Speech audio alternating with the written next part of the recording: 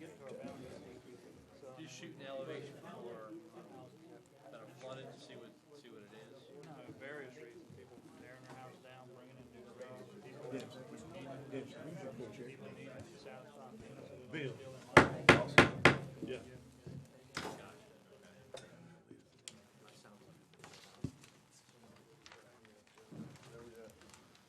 Bill said you can be right there, I think. No, that's Aaron. Bill Dawson needs to come over here. Ask her to move Bill. Thank you. Are you gonna move me? Sorry, am I the wrong spot? One down, Bill, one down. Maybe just move down. Terry and I switched. Yeah, we're switching. I'm not switching. I just move on down. I never know where I'm going.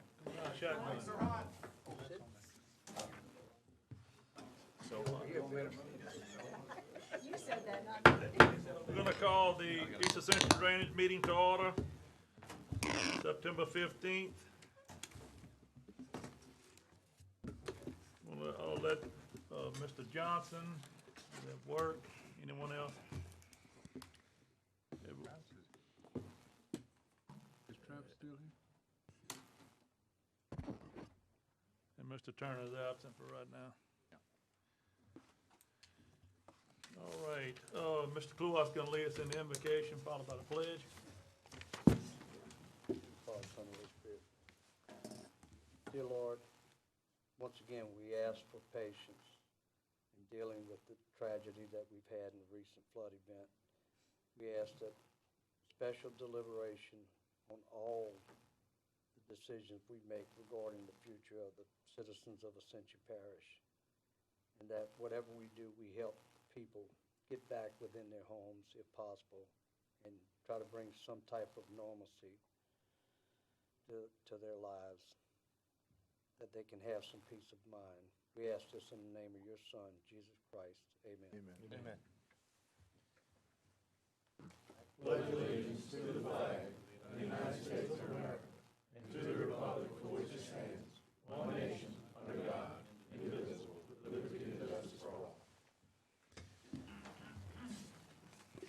Mr. Kluwat. Anyone wishing to speak on any agenda item, please sign in with the secretary. Move on to number 4, the acceptance for the minutes of August. So moved, Mr. Chairman. Moved by Mr. Lambert, Second. second by Mr. Kluwat. Any discussion? If not, motion passed. No chairman's report tonight. We'll move on to number 6, drainage report, Mr. Rue. Sir, Mr. Chairman, I'm gonna go to the map. I'm gonna put an inundation map on the screen, and I'm gonna give a report according to it.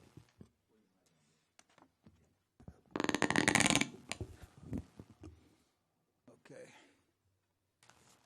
There we go.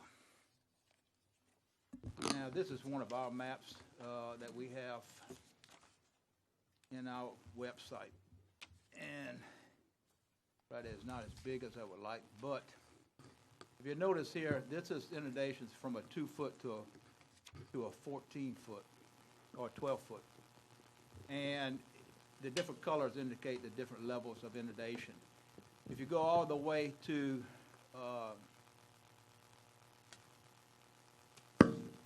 the yellows, the blues, and you got the reds and magentas and the yellows, just about all of this is the inundation from this last event in the major sections of the parish. So again, it takes in the blue, all the colors. Specifically, what I want to show everybody is right down here is our Highway 22, and it's not really showing real good, but this is our old Law Ridge levee, if you can see my pointer. And it comes over to 22. Let's see. There's our levee right there. So this is the Law Ridge levee. This is the proposed extension of the Law Ridge levee. This is the old Law Ridge levee up to 22. And this is the existing levee all the way around to our pump station right here. And this is a partial levee going up by Francois toward Gonzales. And again, there's all this area within this dotted line within our levee system is the protected area and supported by and drained by the pump stations at this point right here, the Marlboro pump station. Now, basically what happened during this last event, again, all of this water, everything you see in all the colors here, is a part of the inundation that occurred, including up here where our Henderson Bayou floodgate and pump station is located up toward the Port Vincent area. So again, you see there how the inundation occurred around the pump station at Henderson Bayou, entered into the Henderson Bayou Basin, came over into this area that's actually between 931 and 431, crossed over 931 all in this area, getting into the White Cypress Swamp and also into the ditches and canals leading into Black Bayou. Now again, we went through this a lot before, so I won't go dwell on it a whole lot, but what I want to show everybody is the fact that once this water entered this area from Port Vincent, it's going south. And basically what it's trying to do is get over to this area, the McElroy Swamp, and into Lake Marpaw. What happens, though, once it started entering this area on the protected side of where we propose our new levee to go, it enters and it hits up against our existing Law-Rich levee at this point right here. In addition to that, though, this is a diversion canal. When they built the diversion canal, one thing they did, which they do not allow anymore, they allowed the berm or the dirt from the canal to remain along the edges of the canal, which is somewhat forms a levee along that canal. When the water entered this area, which is what we call the Lake Martin area, going toward Gold Place Road and our existing levee, it actually went up against the levee and could not overtop at that point in time. It came down toward 22. Now it's captured between the existing levee, or somewhat of a levee along Divergent Canal, and our existing Law-Ridge levee. It comes down to Highway 22, and Highway 22 blocks it, except for a little bit of a bridge right north of our, or west of our levee, and it started overtopping that area right there.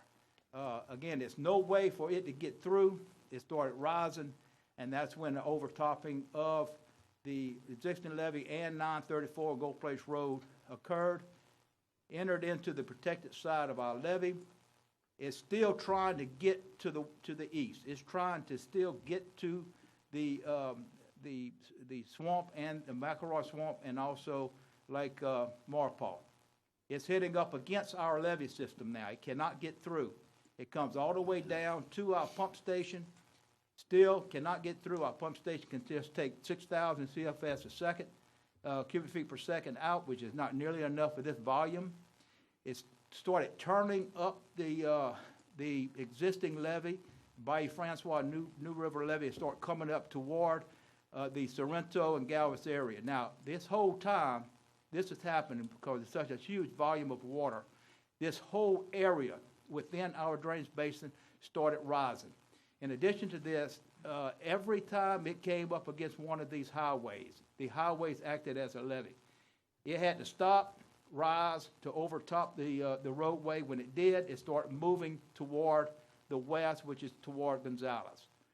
Finally overtopped the highway, beginning with Stringer Bridge, again, Gold Place Road, and then it comes down to Stringer Bridge, overtopping everything as it approaches there. It stalled at Stringer Bridge and start moving up toward the upper New River area, which is Weber City Road, and to Gonzales. So that's how the elevation started rising there.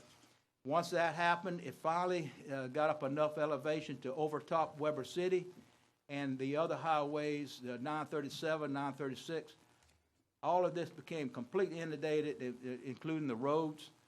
Then it started going toward south, toward the Sorrento area. Again now, it's still captured by the existing levee at Marvin Brook, where it cannot get through. It's still trying to a way to get to Marpaw. It started going up the New River and up by Francois. Finally, it caught a break. We have the levee is only existing up a partial ways up by Francois and New River.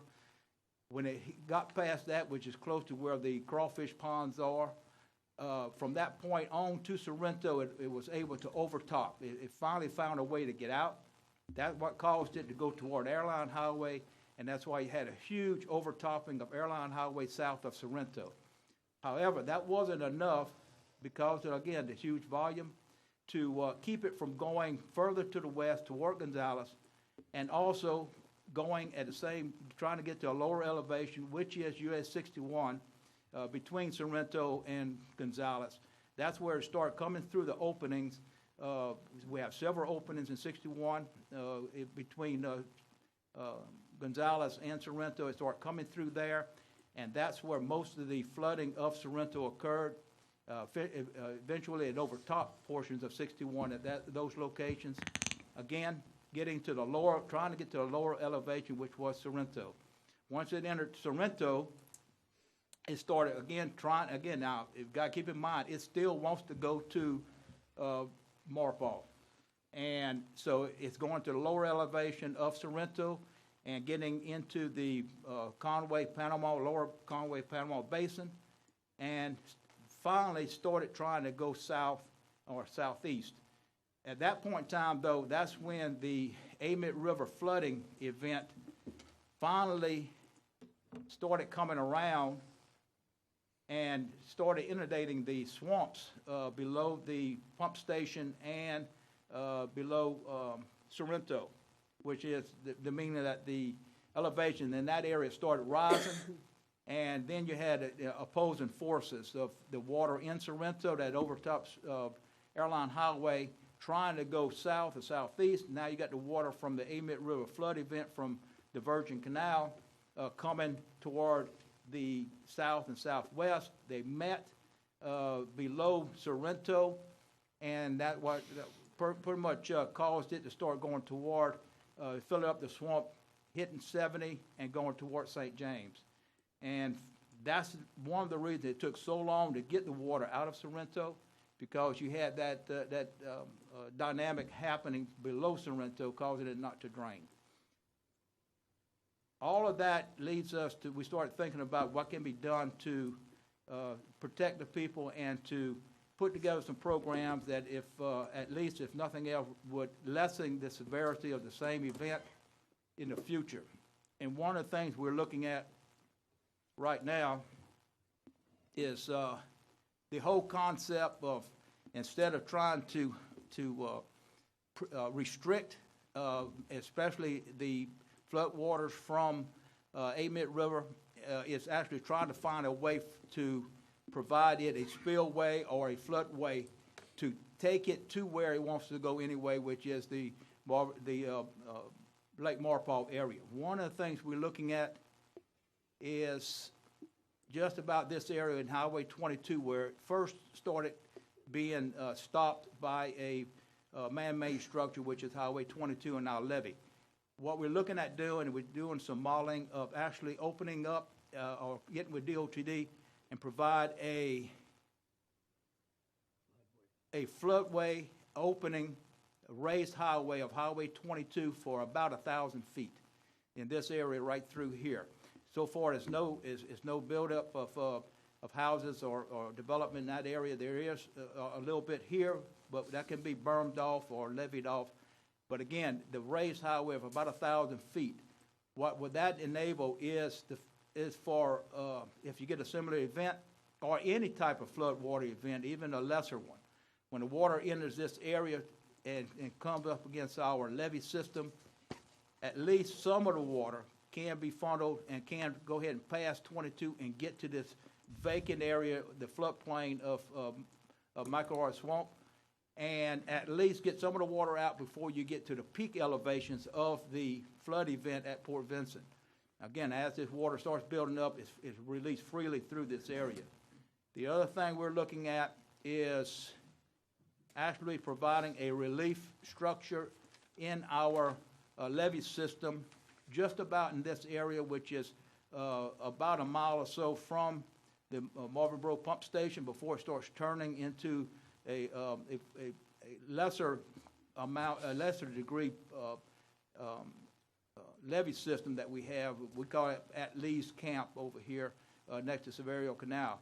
What we're looking at doing is actually providing a relief structure of a yet to be determined distance. Right now, we're looking at maybe even 1,000 feet there of a floodgate, a similar type of floodgate as Morganza, where you have a bridge type opening where you can cross it, but underneath that is a stop block system of relief gates where you can control a release of the water as it's coming down into this protected area. If it inundates this area again, you better release this and get about at least 4 to 5 times the capacity of our pumping station out immediately through this area right through here.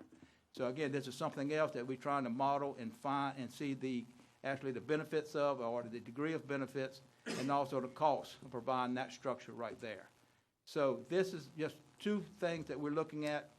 In addition to that, we're looking at adding some type of a relief structure in the proposed Law Ridge levee extension. So if and when we get, we can be certain a similar situation will happen in the future sometime. If we get this inundation where it overtops at the Henderson Bayou structure and it comes through here, we can allow it, before it gets into, or it gets across the 934 Gold Place Road area, we'll start providing a relief in the new part of the levee where it can get into the unprotected side of the levee system. Again, go down toward 22 where we provide another opening there and try to get some of that water out, a relief of some of it at least from that area. We are going to look again, though, at providing some kind of protection, increased protection of the Henderson Bayou pump station. We know exactly now with this event exactly how it came around. 431 had crossed right at 931 here, this low area, came in and started inundating below our pump station. At the same time, it started coming over at the top. We are looking at some protective structure right through there, levee system or something to prevent that from happening, contain it on the other side of 431 as much as possible.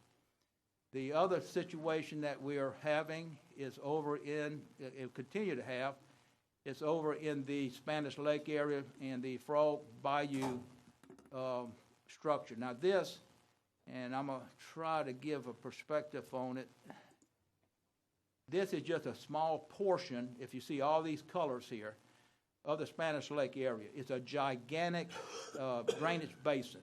It's a lot more than anybody really understands. It goes all the way to the Mississippi River, the basin, the drainage basin, and all the way up into Baton Rouge.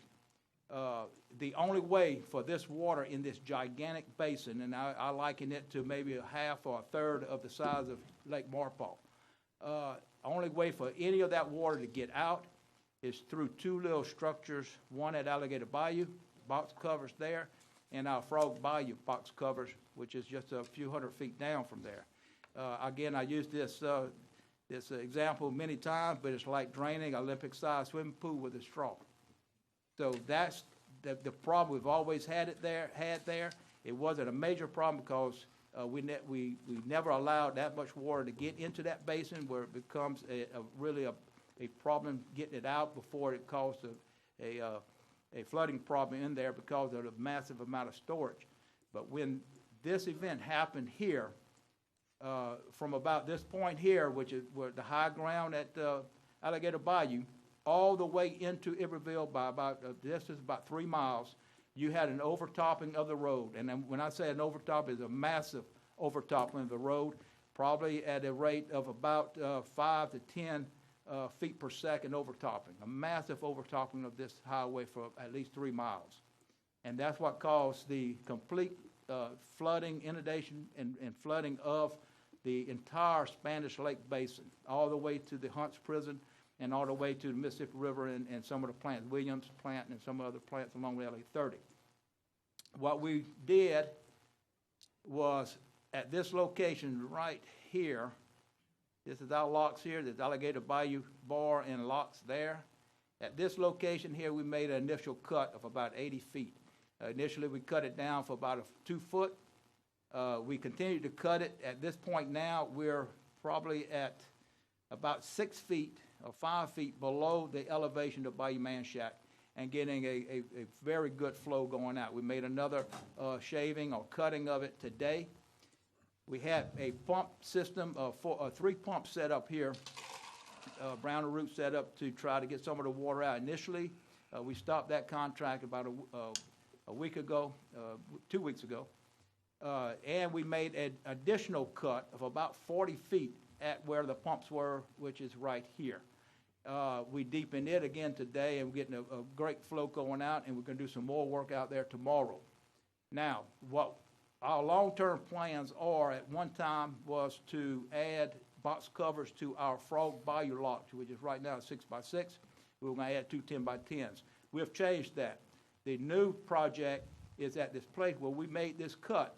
We're going to do another similar type floodway system like we just mentioned at the levee in near Marvinboro Pump Station, where it's be a bridge-type opening, complete bridge-type opening of about 80 feet at least, with a stop log or some type of control structure on the inside at the Bayou Manchac side to be able to control the water from coming in, or at least and actually be able to control, have it act as a weir. We can actually have a certain elevation set. It'll come across at a set elevation and provide a limited storage in this system here if we need to. Again, this is something that we have to work out with East Baton Rouge Parish and with Iberville, because it's a joint project, because it's something that it benefits all of us, but if it's not worked right, it will, one or more of us will be hurt by it. So again, it's a deal got to be worked out, and a system of operation got to be worked out. But with this structure here, we're estimating that we can release at a certain given elevation in this swamp area. We can probably release the same amount of water that our Marvinboro pump station is releasing right now. You know, it can provide that much of a benefit to this area and get the water out in a timely manner.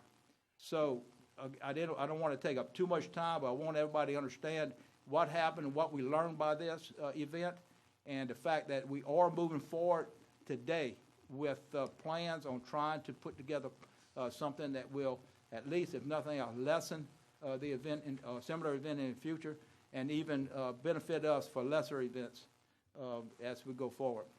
So that's basically my report, and I'll be glad to answer questions. Mr. Ruby, let you catch your breath for a second. Mr. Bill Dawson, you want to start off? Thank you. Thank you, Bill. A couple of questions. I presume that you did some model calibration based on this, or you guys are going to do like a heck model calibration? We have done some calibrations, very crude, basically more or less off of what observations that we've done at the sites right now, for measurement of velocity and getting some capacity figures put together. Again, right now it's conceptual. You know, this is the basis of where we're going to start the modeling from and start the investigation.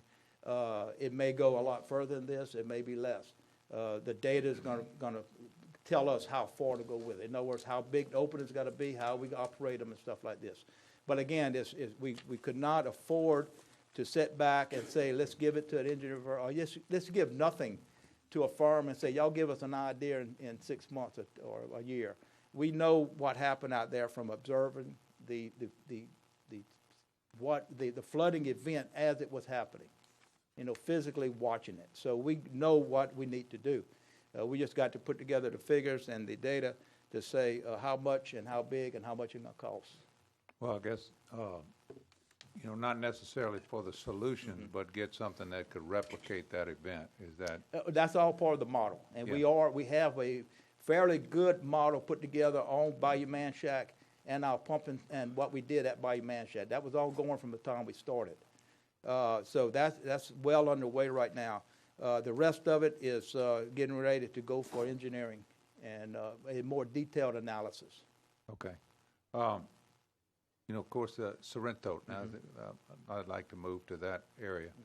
So in the model that we have, can Sorrento be segregated out from can you put some boundaries in there to where you can do that separately, or is it a part of the entire model? Right now now go back to the map. I'll go down to Sorrento. Sorrento is a little bit different animal down there for the flood event.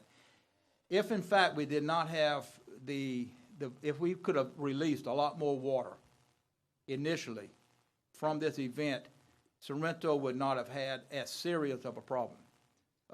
In most cases, when you get to the Amite River flood event, and again, the flood event itself from Amite River is usually not a big event for Sorrento or the Conway-Panama area. Mainly because of the fact, like I said, the dynamics of the flood is to release it toward Lake Maurepas, which is kind of away from the Sorrento area. So they are, in the 83 and other times, they were inundated, but it was a different scenario because of our pumping system, our levee system wasn't there. With the levee system there, and that's functioning the way it should, that and the railroad tracks.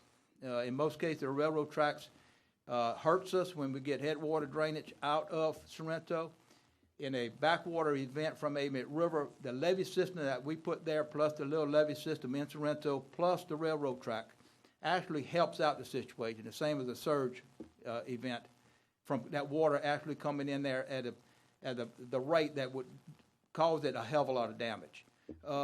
So for that reason, what we're figuring on doing in the protected part of the parish, the Barvin Bro Pump Station levee, and some improvements all through that area, is that we're hoping that in itself would provide enough benefit to Sorrento to keep it from crossing over the Airline Highway and getting into that system. But we are looking as part of the engineering and the model that we're doing right now in the Panama-Conway Basin. We are looking at this event, tying it into the Conway-Panama model, and add some scenarios in there to see what is. And we're going with that we're going to use that actually to look at some areas of improvement or what we can do to lessen the event in that area. The other thing too, we're moving forward with Burt Klein Peter in the Pumping Levee District with the levee and pump system that's tied into St. James, and they're doing their own model. This event is going to be tied into their model also, so they can look at the effects if in fact we had that system in there and what kind of adjustments need to be made to the plans based on the events that just occurred on this event.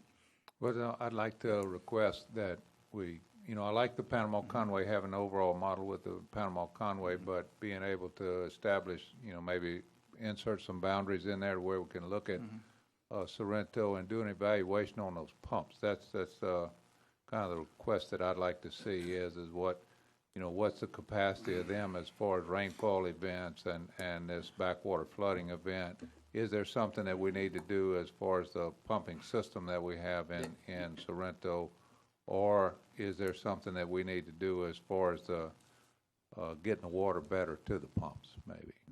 And you and I rode around, we looked at it at the same time, so, I think we came to the same conclusion. The fact of the matter is the Sorrento pump station functioned perfectly in this type of situation, mainly because the exact amount of water that it could handle in that basin and pump out was the amount of water that was being released through Main Street, through the existing culverts, through the main 3 ditches through there. And because of that, it was able to keep up and keep the elevation at a manageable level in that reservoir. Now, that would have been a different story if, in fact, it would have overtopped Main Street, and then that system probably would have become inundated the same as the Marvin Brook.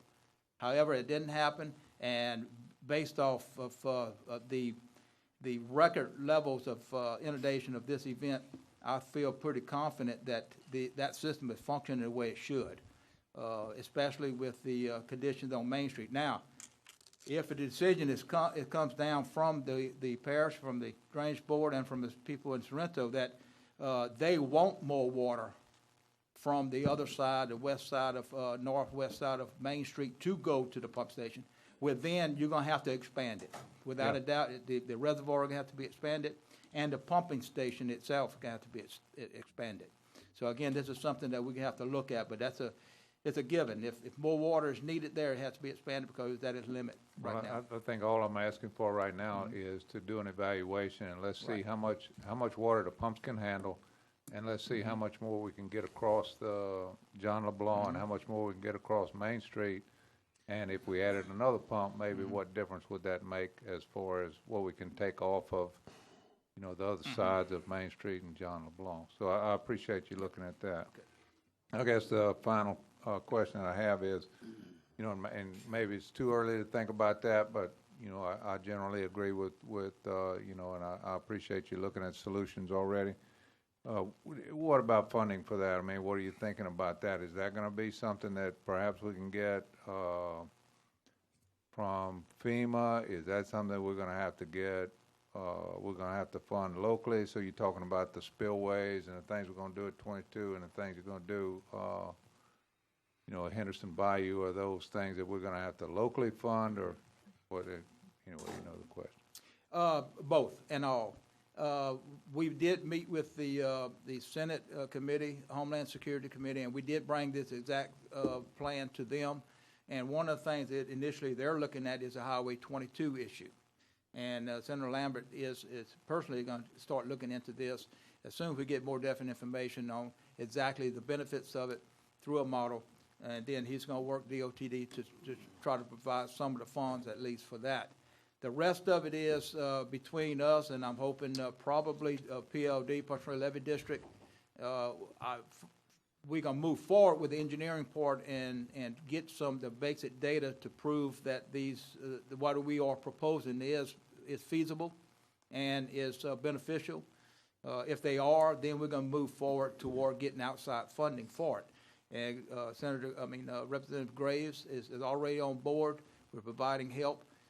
Also, with this resolution that we talked about earlier today with the other three parishes, we hopefully can form a coalition where not only us, but the other parishes will go into a system of flood relief through floodplain and management, and also the spillway concept for both Livingston Parish and us, a combination of some type of system that'll open up everything from Amite River and get it out as quick as possible. So, again, we're not waiting for the funding. We're going forward with our own money and whatever money we can get from other local agencies to get the basic data and information information in, and maybe some of a preliminary design, at least the modeling done, and then we'll use that to go after some more money, if possible. Okay, thank you.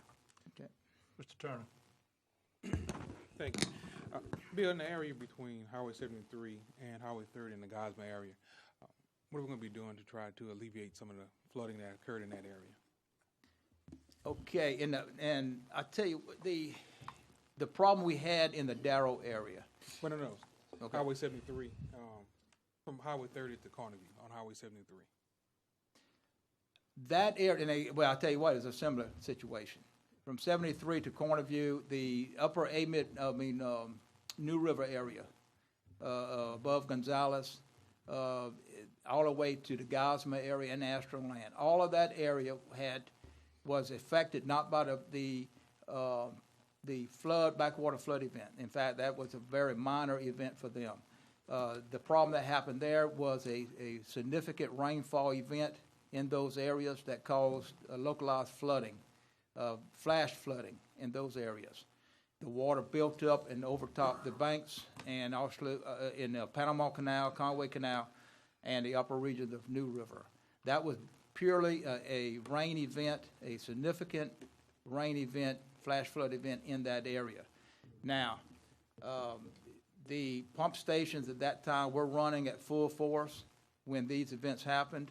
The elevations south of Gonzales all the way to Sorrento were low. The elevations at the pump station were extremely low when the event occurred, and it just did not have enough time to get to the pump station, period. It takes about 8 hours for a rain event in the upper regions of those canals to actually reach the pump station. So you get into a flash flood event, the only way to rectify that or protect the people around those canals from flooding is to enlarge the canals. You got to give it more storage within the canals, period. That's the only way you can do a flash flood. You got to get it to canal, have a big enough canal to hold it, and have it released on down to the pump station, which, again, if in this type of scenario in a flash flood, it takes a long time to get there. So having said all that, the only reason that we do not enlarge our canals, including Panama, Conway, upper regions of New River, is right-of-way. I can protect the people of Ascension Parish to any event you want me to. I need two things. I need money, and I need right-of-way. The most difficult part of all of this is right-of-way. We cannot, in most cases, expand our canals to even handle a 10-year event, much less a 25, 50, or 100-year event, rain event, flash flood event. And the number one reason is right-of-way. I cannot get right-of-way. The people will not give us, sell us right-of-way to enlarge these canals to an adequate level.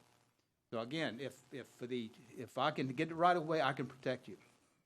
Without the right-of-way, I'm limited what I can do. You cannot dig a canal deep and provide capacity. You got to get it wide because we don't have a slope. So that's the basic problem that we have in here. So to answer your question, give me the right-of-way, we can help the people up there. Without the right-of-way, I'm limited what I can do. And how about the Astroland area? Same thing there. If the flash flood area, now we are going to extend the ring levee to further up both sides of Astroland to provide a little bit more protection. In this event, because the enormous amount of rain that fell in a short amount of time, everything from that area was overtopped, and it actually came around our levee system, entered it from the Highway 22 side, and flooded the Astroland from that side. So it didn't come, in most cases, it comes up to where we built our levee and comes from Panama from that way. This time it came around, came in from 22. And it's all because there's an enormous amount of rain in a short period of time. We were looking at 10 to 12 to 14 inches of rain in those areas, the Astroland, Conway, Darrow, and the upper regions of New River, which is the 73 all down to down Cornerview. Thank you, Mr. Sadler. Thank you, Mr. Chairman. Mr. Root, I realize this question is anecdotal from the standpoint of I only have an observation of one myself driving on Highway 427 daily. It is, of course, as you probably well know, heavily swollen yet at Bayou Manchac. Mm-hmm. Now, we've discussed in the past your 2-foot, I'm going to call it water chasing plan, bringing water to bring everyone up that's maybe watching on TV up to speed out of the Spanish Lake Basin through these cuts you've discussed extensively moments ago in your report in Alligator Bayou Road and going to Bayou Manchac itself and then, of course, on to the Amite. Is that water chasing plan, in lieu of what I see is in the swollen Bayou Manchac, going according to Hoyle? Or when can I expect, and I get calls about this, it looks to me like if we had just a moderate to mild rain right now, that road would overtop again. At some places, especially where the bridge is, of Old Perkins Road Bridge. That's what I'm talking about. Right. And you do have a possibility of it overtopping if you get a significant rain event in that area. What's happening, I'm gonna go back to the map, if you could bring it back up. Did you say a significant rain event or just A significant, it'll take a significant. because right now, Right. I bet you an inch or so would put it over.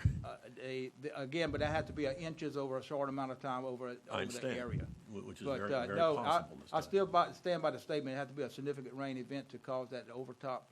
And I'm But talking you about, still stand by this, all of these subdivisions off Old Perkins, we talked about, I think, this last time, that back up by virtue of these subdivisions end in cul-de-sacs on Bayou Manchac.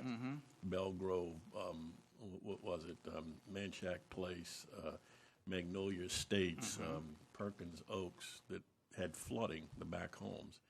We're not, unless we get a real significant, we're not in any danger there. it would have to be a very significant rain event, flash flood event to inundate, overtop Bayou Manchac of those areas. Well, let me ask you this, would it be prudent to dredge Bayou Manchac? That's another thing that it's a sore subject, and it was discussed today also at the Senate. The Bayou Manchac was placed into the Scenic Rivers designation 10, 12 years ago. I was against it at the time because once it becomes a scenic river, you're very limited what you can do within that bayou. We had a special exemption for our lots, the Alligator Bayou and Frog Bayou, because we pushed the issue. But other than that, you have to go through a permit process, wildlife and fisheries, and they're very, very restrictive on what you can do. We need to go through that right now and do some de-snagging. Number one thing in that area has always been the logs and log jams and stuff beneath the surface of the water. We did, through our model that we're going through right now, that we started when we started making the cuts, we're tracking the elevations in that system, and there are some significant bottlenecks at different places in it.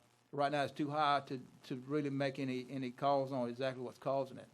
But the problem is, it needs to be de-snagged. We did it about 10 years ago, and it was a lot of logs and a lot of debris came out of it. It needs it done again. Again, though, that's a scenic river. We have to go through the permit process, and they are really restrictive on taking logs and stuff out of it. Well, one of the reasons that I bring it up too, that I don't think we've talked about yet, is that, back what Councilman Turner just said, you answered by saying that, without the right-of-ways and ability to widen these ditches and so forth, obviously you can widen a ditch or you can dig it deeper. Absolutely. And so, if it is prudent to do that, it's not cost contraindicated, and it's less of a hassle to deal with scenic waterway versus citizens that don't want to give up right-of-ways, I certainly would recommend it, and I'm sure you are. Yeah, You're looking at this strongly because, again, my district did not receive anything near what so many other poor unfortunate people did. But nonetheless, for the first time that I've served, we're probably right at about 100 homes or so that took water. And I'd hate to see it happen again. The main problem with the Bayou Manchac is de-snagging. We've been through it multiple times now, and we always had a problem with that because of the debris and stuff and log jams. Could we use within that it. Bayou Manchac group and all that's really interested in doing things like you're talking about? Actually, they were one of them that were pushing for a long time to make it a scenic river, because the main reason, and this is one reason I was opposed to it at that time, one of the main reasons to make it scenic river was to keep motorboats from coming up it and keep it as a canoe in a natural state, which means keeping your logs in it. That's the reason they really wanted the logs remaining, a lot of debris in it remaining, to keep the motorboats out of it. So they would actually fight this? When we actually tried to fight it back 10, 12 years ago, that was some of the issues that we brought up, and basically that's why they wanted it. They wanted a paddle boat or a canoe type situation there, not motorboat. But again, going back to my original statement when I said about right-of-way, the de-snagging and cleaning of this channel is beneficial. There are some areas in it that need to be widened. In most cases in Louisiana, South Louisiana, you need to widen to get capacity because of the slope issue. You can only dig it so deep, and before you know it, now you're ponding water and you're not really providing a whole lot of direct capacity enlargement. We need to dig it wider, open up the top a lot, and that's where the right-of-way issue comes in. But with man shack, the primary thing is de-snagging. The same thing goes with some of our other major bayous, the Panama, the Conway. It's a routine de-snagging and debris removal, which we did at those places just several years ago. But it needs to be a routine operation. Thank you, Mr. Chairman. Mr. Kawhi. Yeah, Bill, quick question on the Law Ridge levy. It's my understanding that the Pontchartrain Levy District representative went to, or were in Washington DC or now, or just came back or something like that. That within some of the projects that have to do with Ascension Parish, that the Law Ridge levy extension was one of the primary targets for getting some federal backing and getting the Corps moving forward. They're looking into the future, any changes that we looking at for that project, the Law Ridge levy extension. The main thing on that's permitting, and this is our main focus and main push is to get that permit in place. At this point in time, we're not making any changes to the Law Ridge levy extension, mainly because of the permit issue. We want to get our permit. We can always go back and amend the design or do something at a later date. We are not changing that. We still have to have a meeting with the Corps of Engineers. Everything is at the Corps, and that's the issue there, to get it out of the Corps and get that permit. You've already addressed one of the things that talked about is the Law Ridge levy on the south side of 22, whatever you want to call it, going toward the pump stations, about a floodway there. We talked about that several times here lately, so you've addressed that. I think that's a good idea. What you did mention is something that we fought back in '83 and beyond, was Highway 22. To be able to, there's a small bridge type situation right there on 22, and for the water to evacuate between the diversion canal berm that everybody lives on Bayou Terrace Boulevard, and back to the Law Ridge levee that it builds up. There was a very strong contingency to try to do something with Highway 22, and we never had the backing. We never could get something across to the DOTD, and I think that would be a major improvement. That you're talking about. Yeah, now bridge type situation there where we have a flow to where that evacuates before it builds up. And I'll tell you an example, and something that really brought it to light when this was happening.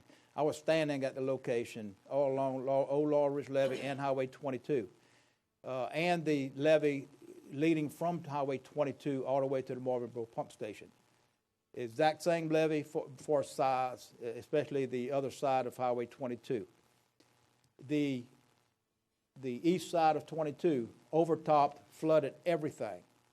The other side of 22 didn't. Exact same size levee. That leads you to, that shows you that once it gets across 22, it releases away, more or less away from the levee system toward Marpaw. And that's what you want it to do. But the thing is, 22 was holding it up, causing it to inundate everything on the backside of it and overtop the levee. So that's another reason we came up with the conclusion we need to allow it to go through 22 and get to where it needs to go, which is Marpaw.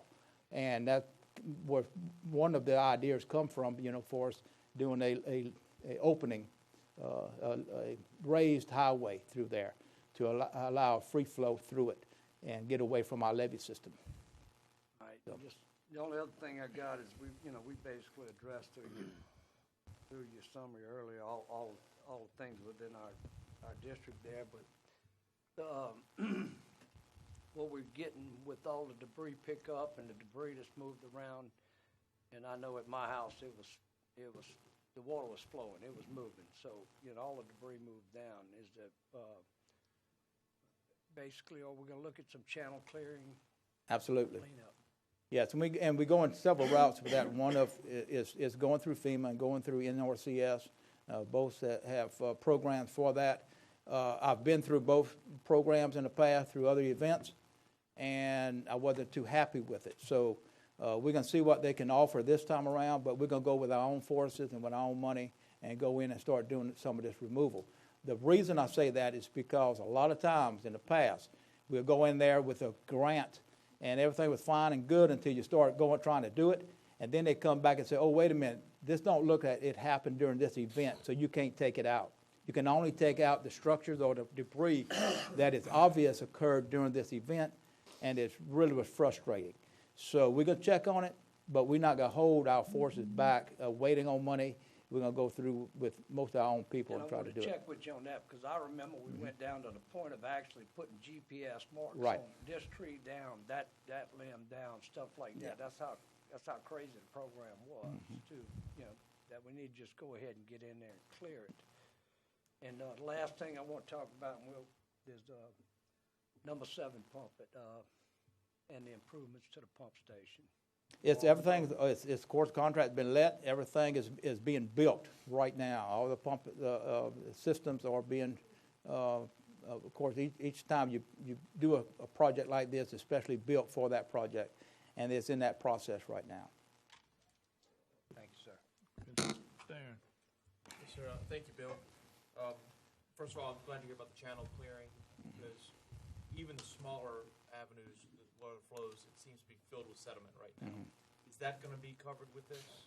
Yes, when we go in there, again, when I say our forces, I mean our forces, either our DPW people or more likely with outside contractors that we personally hire to go in there and pay for it. If we can get funding for it, fine. If not, we're not going to wait. We're going to go ahead and pay for the contracting of some of this to be happening, while we're waiting on funding. If we don't get the funding, fine. But we're going to be moving forward with channel cleaning of all our systems. My concern on that is now a smaller inundation of rain has the potential to still flood some people until we get these channels cleared. I agree with the dredging on Bayou Manchac. I think that's needed. The state law does allow us to do it. Yes, we have to get the permits, but I think that's something we should really push for, the dredging and the snagging. Let's do everything we can to get that, because it kind of feeds into my next question. My area, from Compton Street all the way to Aaron Estates, it seems to me a lot of the flooding was from Bayou Manchac backing up, which backed up Muddy Creek and Welsh Gully and Cotton Bayou, and all of these little waterways that backed up. Is that accurate as why it happened? And then how can we prevent that again? Number one is that, yes, that's why it happened. Number two is less rain. Giant umbrella?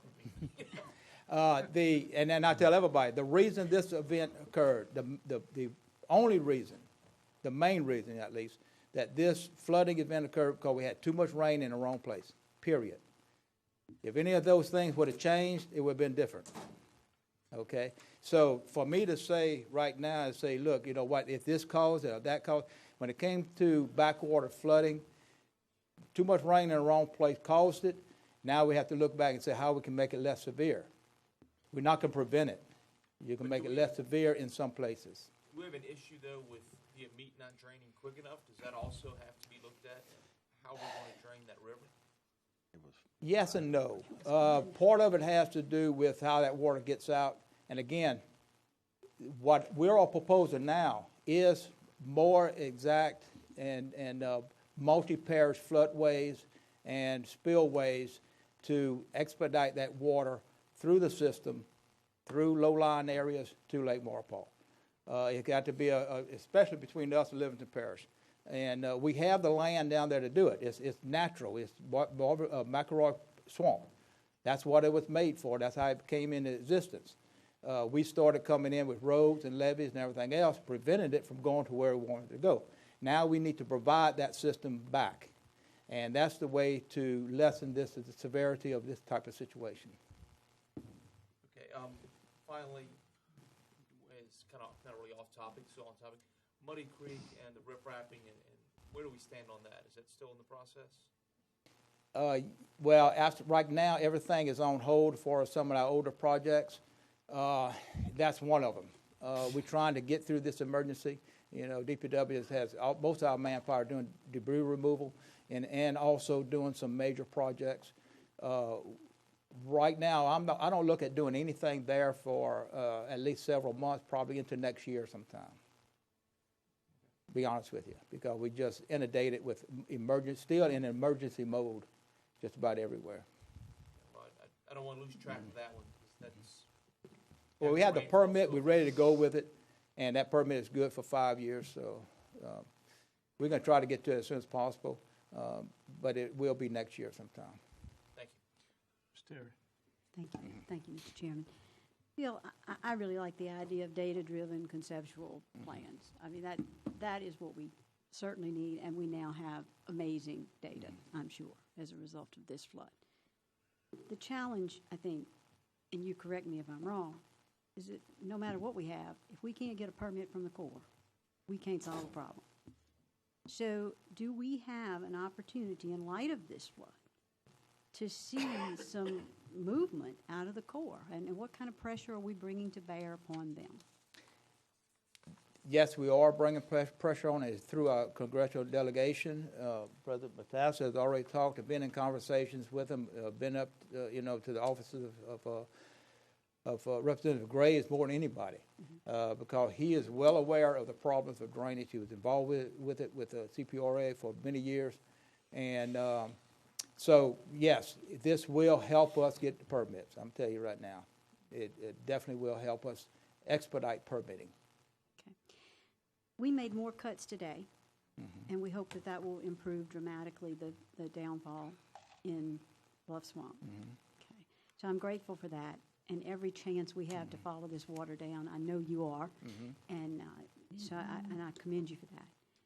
I've been asked 2 questions throughout the duration of this flood by the folks who live in that area most frequently. Lots of other questions, and you have answered many, many of them, but I want to ask you to answer publicly tonight. Why didn't we sandbag Alligator Bayou Road? You and I talked about it. Right. I know the answer to the question. I think we need to have the folks understand what happened and why that was not done. The extent of sandbagging needed for that would have been about at least 4 feet high, which means sandbags would not work. You have to go with the Haskell baskets or the super bags. Then the placement of that in a 3 to 4 mile stretch, because we needed to go from our parish all the way 3 miles or so or more into Iberville Parish to provide the benefit. To do that with these large baskets, the logistics of that was just too much for us to handle in a matter of a couple of days. The only way that was possible was through a helicopter system of National Guard, but with a heavy canopy that's over that road for most of it, that made it impossible. So now you're hand delivering those super bags down through there, and it just, the logistics just wasn't there to be able for us to do it in that timeline. Okay, basically that's it. Thank you so much. I mean, truly, people believe that we neglected them, and I have had a hard time explaining that, and I just wanted to ask you to explain it. I apologize for my other councilman here having to indulge that. The second most frequently asked question to me: can we pump this water to the Mississippi River? You can do anything, but that's kind of like trying to force it to go someplace they really don't want to go. Everything flows away from the Mississippi River. Everything, just about everything. For that to happen, to pump it again, the lowest points of this basin is at the upper end next to the Mississippi River. You would have to dig a huge, deep reservoir to collect the water to be able to have any kind of means of pumping it to the river. And you have to have enormous pumps to be able to do that, because, again, the head pressure and everything else associated with pumping it over the levee and the distance you have to go with it. Because just even the distance, you're looking at pumping it several miles if you don't dig a channel to it. But again, digging a channel has to be a super deep channel, because you're going uphill, and you got to get the elevation low enough for that water to drain from the lower end, to the upper end. It just don't work. We looked at it many years ago, 12 years ago, trying to do something from Bayou Manchac to the river. It just would not work. I mean, you can try to make it work and spend billions and billions of dollars, but it wouldn't be an efficient means of getting the water out. So, I appreciate you answering those two questions publicly and so clearly. It is very hard for me to explain it. I'm no engineer and I don't know much about it, so I thank you again for that. Mr. Ty.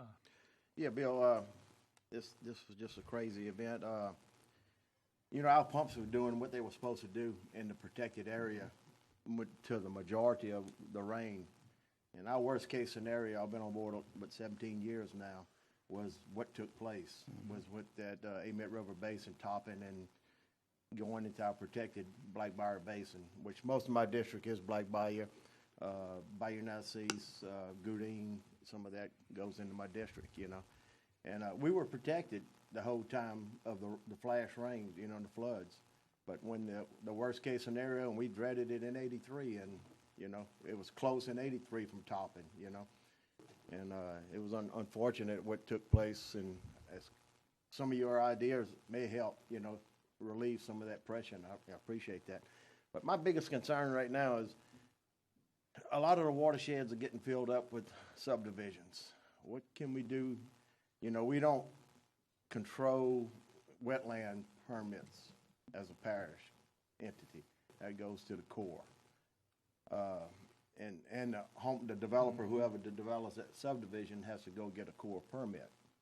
I really believe that some of the subdivisions, you know, this flood, no doubt, was, you know, one of the worst we've ever seen. But I've seen some homes flooded that possibly maybe wouldn't have if we wouldn't have filled the watersheds up with subdivision and houses.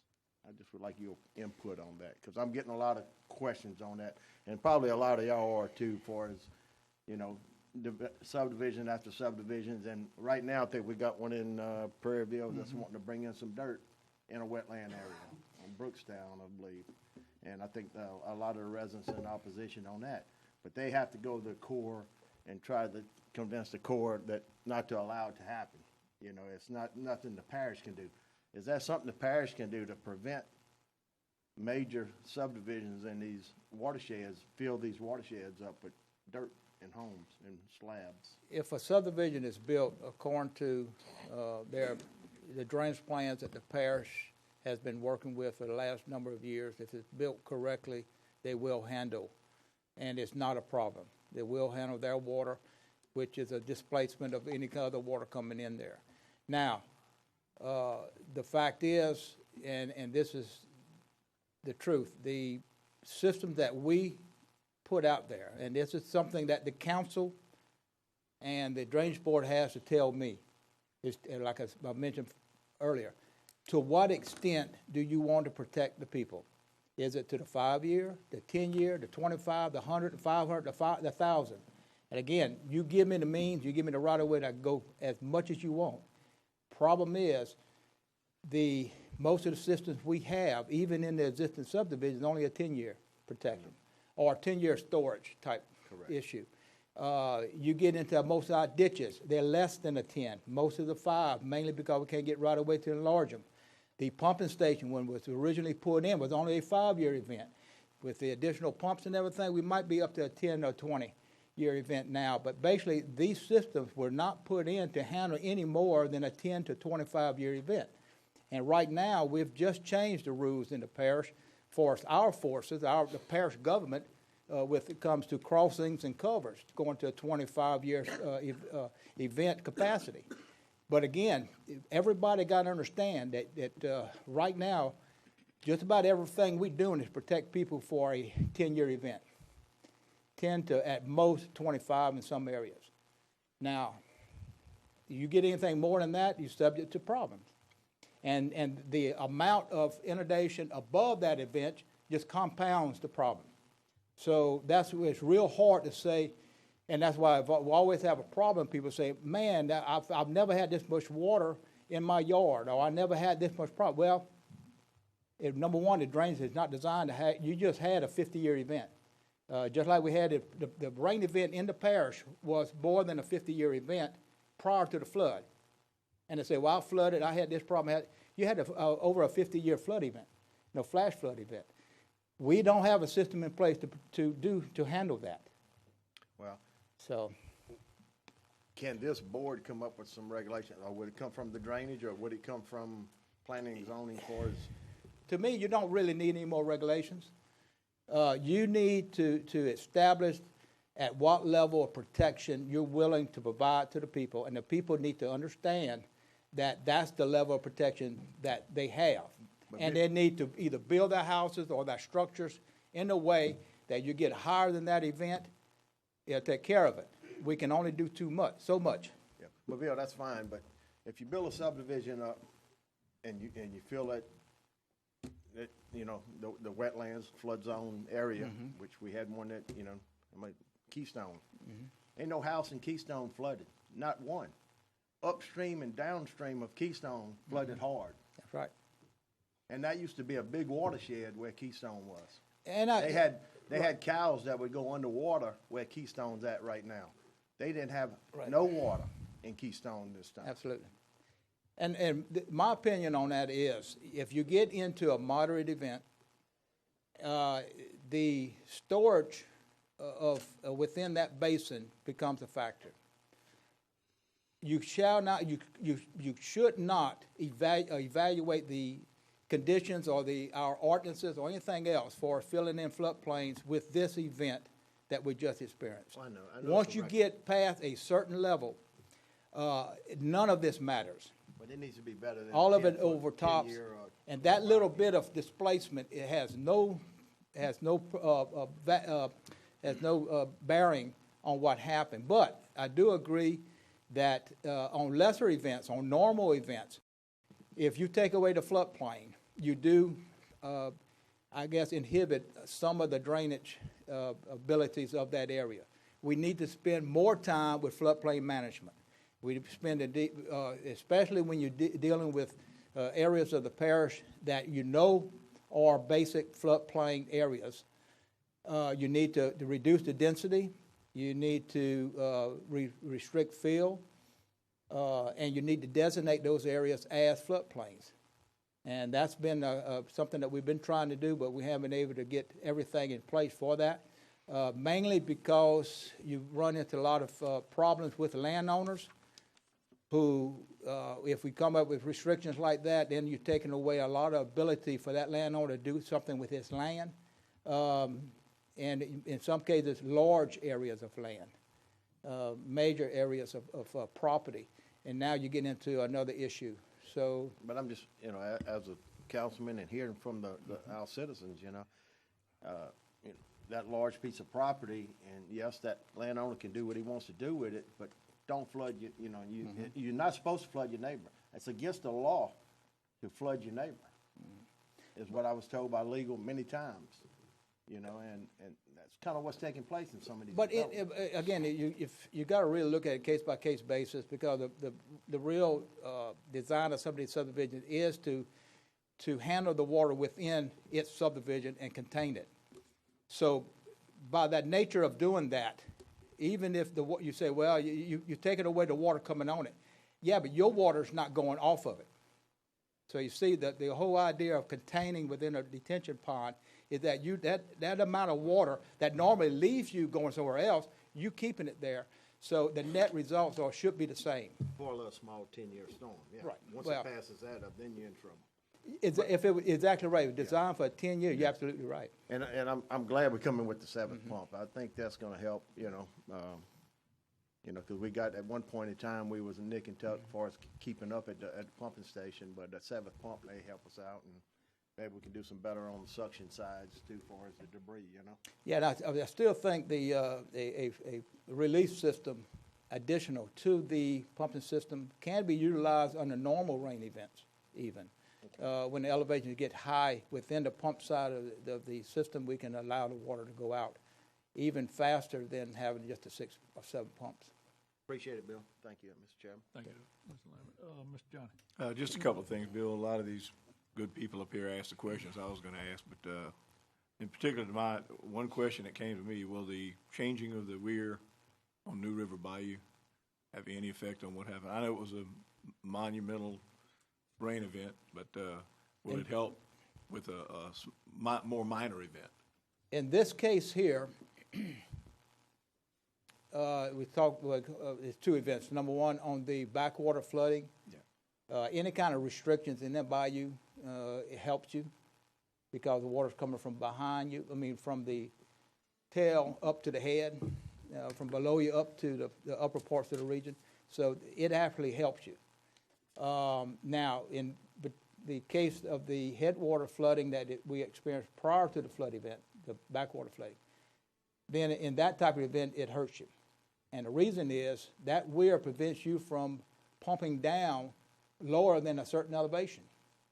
Everything on the backside of the weir there and at Smith Bayou sets the stage or the level of the water in that area, period. And that's what it was there for, to leave a certain amount there. So even if we get into a situation where, say, which we normally do, start pumping down everything prior to an event, in the case of Gonzales, on the backside of these two weirs, it's limited to how much you can pump down, and that is the level of the weir. So it's kind of almost impossible to completely dry the backside. Of course, most of it's dry now because it's nothing but muck on the backside. But in theory, you can only pump it down to the level of the weir. But so the installation of the sluice gate will give us more control in that regard. Give more control. But in addition to that, if we can come up with a suitable design, being able to remove those gates in addition to dredging the channel and getting all the existing muck out of it, then you get a better flow going through it during flood events and prior to a flood event where we can pump it down better. And I'll close by saying thank you for everything you did. Most of us up here went to the OEP meetings, and your reports were spot on. You didn't hide anything. You told it like it was, and as unpleasant as it was, you, your staff, all of the DPW people, OEP people, we're truly fortunate to have you here, and thank you. Thank you. Appreciate you, Bill. And I'll close out with just a couple of things here. Let's make one thing clear. Bioman shack, that was 21.8. 21.8 was the top at Bioman shack. Port Vincent, the gauge was broke. Did it get to 19?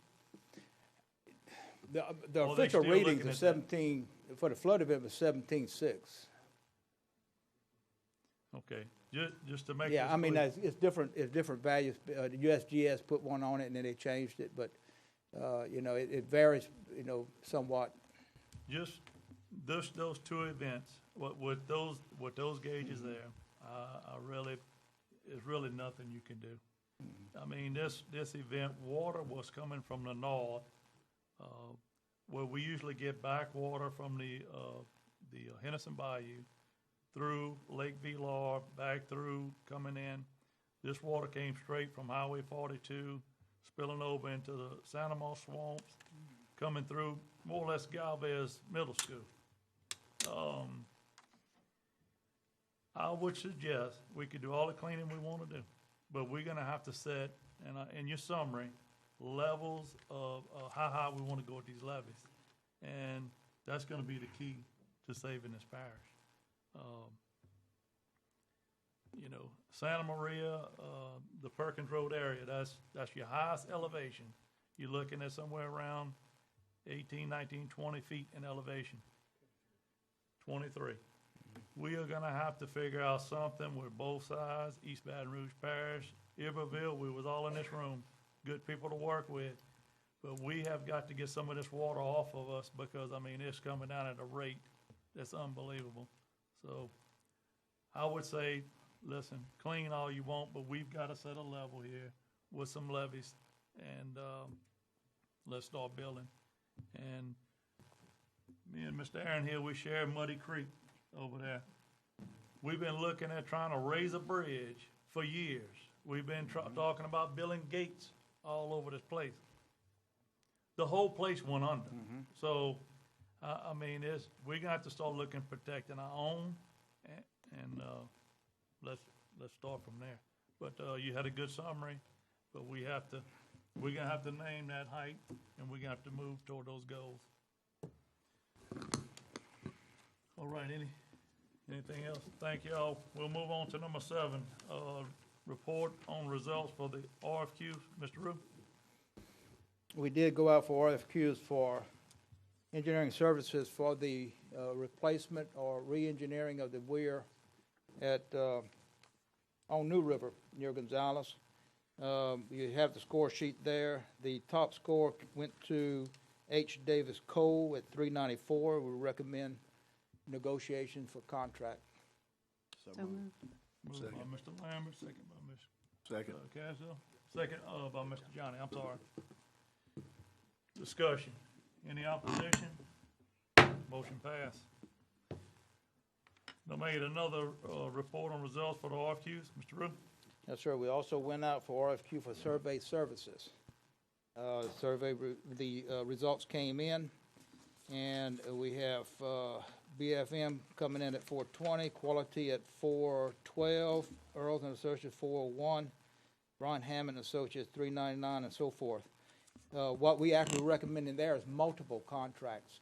I have a need of various types of of surveying services, and especially at this time right now, I need a lot of surveying services, and I recommend multiple, 3 or 4 firms with a limit of $150,000 max.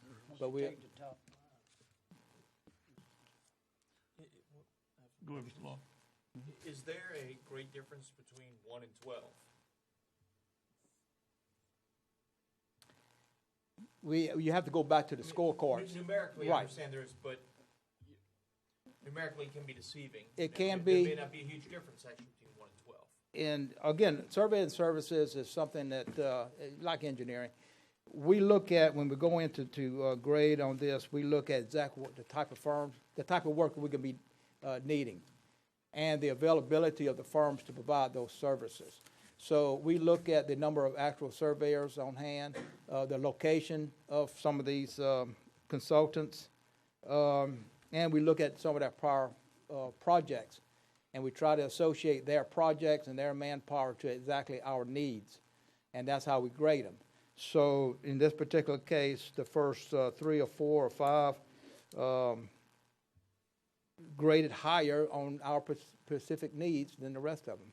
Make the motion that we go with the top 5.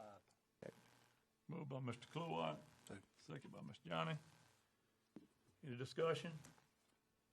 Discussion. Yeah, just a comment in reference to what Councilman Lawless stated. Normally, I'm the guy that applies the statistics, but I don't have the data to do that. I just have the sums of the 5 judges. But it's clear to me that if you take, as Bill talked about, the top 3, 420, 412, and 401 for BFM, Quality, and Earls respectively, over that top 3 is really not a 20-point spread, which I think Mr. Law was getting to. Because if you divide that by the 5 judges, you're at a 3.8-point spread difference between all 3 of those firms alone, which is 84.0, 82.4, and 80.2 respectively. So my suspicion is, without having run a stat analysis this time, had I done so, at least those top 3 would probably be statistically in a dead heat. And, you know, when you look at number 4 at 399, only, three points before dividing by 5 below Earls and so forth, I have no problem with the top 5. Any other discussion? No, we got a motion. Second. Motion passed. Number 9, authorization to amend the engineering. Mr. Rue. Yes, sir. You have the breakdown of proposal from Burke Klein Peter on extending their contract for additional services on the Marvinboro Pump Station, part of the number 7 pump. As part of their contract for number 7 pump, they are looking at providing some protection, surge protection on the backside of the discharge of that pump, which is already in place. It's identical to the number 6 station and pump station. What we're asking them to do is to go ahead and additional services to provide engineering for surge protection for all 7 pumps or pump bays. In addition to that, we're looking at them doing an engineering study or design on doing a stop log system on an intake of this, the whole pumping station. So we can actually secure and dewater in each individual bay when necessary to get in to do repairs. It's something that's been needed since the pump station was put in. And so an additional engineering would be for that function, the effort to provide a engineering on the stop block system to dewater. Motion to As accept. soon as possible. Motion to accept the director's recommendation. Moved by Mr. Bill Dawson, Mr. Dempsey, Mr. second Chairman, by Mr. John. we have somebody sign up to speak on this. Okay. Where's the car?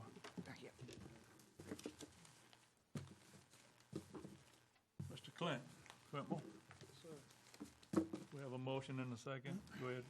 Yes, I am in favor of the seventh pump, and I'll be real quick because I don't have a lot of time to adjust all these issues. There is some water recirculation on the north side of the Marvin Brook Pumping Station. I've talked to Burke Klein Peter about it. We need to do a full analysis on that because what is happening is the pumps are so powerful, it's causing a mushrooming effect, and it's causing water to circulate around the pumps, and we're recirculating water. So we certainly need to look at that on the north side. Now, issue by issue, Councilman Cagnolati, absolutely, the weir will be effective. If we open that and allow that silt to flush through there, it will deepen New River as well as the Goodine and other channels. Councilman Lambert, development in our floodplain corridors absolutely cause drainage problems. Councilman Casso, the issue with you, really, Bill Rue is doing everything he possibly can. There's no way you could have protected for this event. It's just unfortunate. Mr. Kluot, we have some issues on that levee along Bayou Francois, as well as the Exxon Road. That water circulating on back around side, the backside there, and that water is shooting down Airline Highway, causing some issues on that thing. Also, running that levee system on the south side, locking in to Sorrento, and then extending that further on that first phase of the St. James levee project would be a beneficial thing and needs to be looked into. That's what we're working on. Yes, Mr. Dawson. There was an issue at the Sorrento pumps, and you really need to look into that. When private citizens have to turn on the pumps, it's certainly an issue. But get back to the Marvin Brook pumping station issue. That levee system there on the southern side is something that will benefit Panama and Conway. Looking to extend that first phase is something you need to actively pursue and go ahead and get that, tie that into the BFI property along 70, and therefore looking to put a possible pump station or two, but one if you can dig a canal to one or the other in that Panama. That will help your district, at least, and as well as the Sorrento side with those drainage issues. I'm willing to provide my time to any of you to talk about each of the different watersheds and what's involved in these projects that we're seeking anytime, as well as the elevations. Mr. Dawson, I'll take you up on that. Thank you. All right, with that, the motion is second. Any opposition to the motion? None, motion passed. And number 10, authorization to purchase property. Mr. Rue. Yes, sir. We went through this once before, and the decision was for the parish to wait a little bit longer and see the results of the possibility of making the area of this, most of this land as a mitigation bank. We have documents and we have information from the Corps that it's almost a given that it can be made into a mitigation bank. It's just going to take some time. For that reason, and the fact that we need to do additional work out there, and in addition to that, we need to provide a lift station for the sewer plant that for a grant.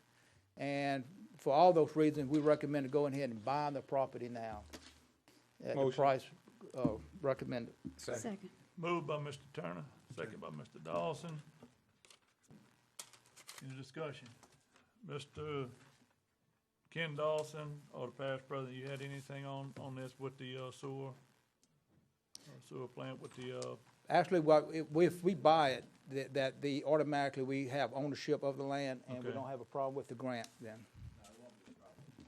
Won't be a problem with the grant at all. In fact, there's some essence of that that's going to really help us because there's certain areas of a lift station that we need to get. So it works out very well for us. Okay, good. As you know, Mr. Melanson was very nice about letting us start that ring levy and all that project on it, as he's still the owner of it right now. Okay. Very nice Definitely of him. appreciate that, Mr. Malonzo. With a motion and second to purchase Any other discussion? If not, motion passed. We'll move on to number. Mr. Johnny gonna close out or adjourn, second by Mr. Lambert. We're adjourned.